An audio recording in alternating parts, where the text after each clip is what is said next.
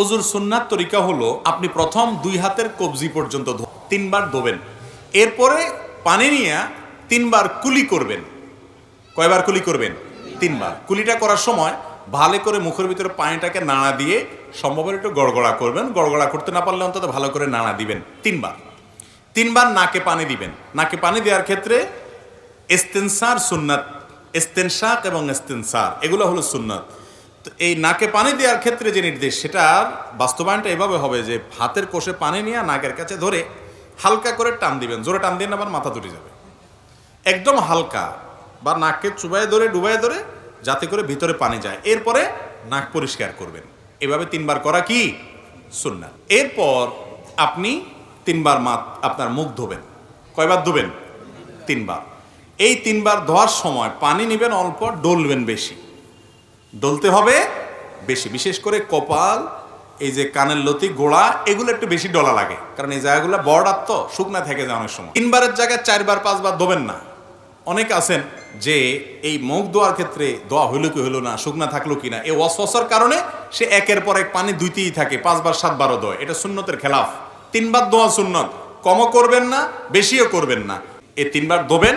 দাড়ি যদি পাতলা হয় তাহলে একেবারে গোড়া পর্যন্ত যেন যায়, এরকম পানি দিয়ে চেষ্টা করবেন আপনার গোড়া পর্যন্ত পানি পৌঁছানোর। এরপরে তিনবার হাত ধোবেন। এই হাত ধোয়ার ক্ষেত্রে আগে ডান হাত ধোবেন, সবাই তো ডান দিয়ে শুরু করি আমরা আলহামদুলিল্লাহ। এই কোণে পর্যন্ত ভালো করে ডলবেন, পানি নেবেন অল্প। এরপরে তিনবার বাম হাত ধোবেন, শেষ। শুরুতে বিসমিল্লাহ বলবেন, বিসমিল্লাহ বলেই করবেন। আরেকটা জিনিস রয়েছে, অজুতে শুরুতে আপনি কি করবেন?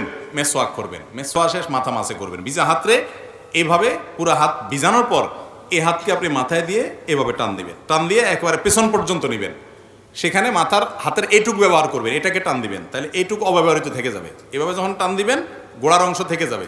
এবার আসার সময় এইরকম করে টান দিবেন, তাহলে যাওয়ার সময় অর্ধেক হাতে আর আসার সময় বাকি অর্ধেক হাতে টান দিবেন, তাতে পুরো মাথার কি হয়ে যাবে? মাসা হয়ে যাবে।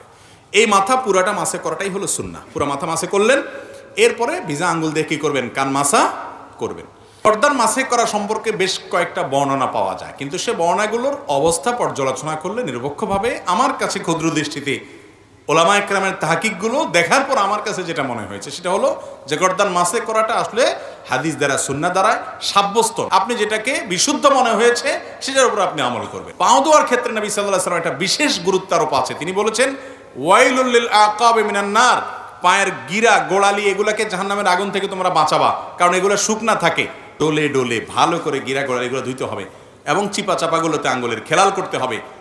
এভাবে যদি আপনি তিনবার ডান পাও তিনবার বাম পাও ধোন, আপনার ওযু কমপ্লিট। এরপরে কালিমায়ে শাহাদা পাঠ করেন।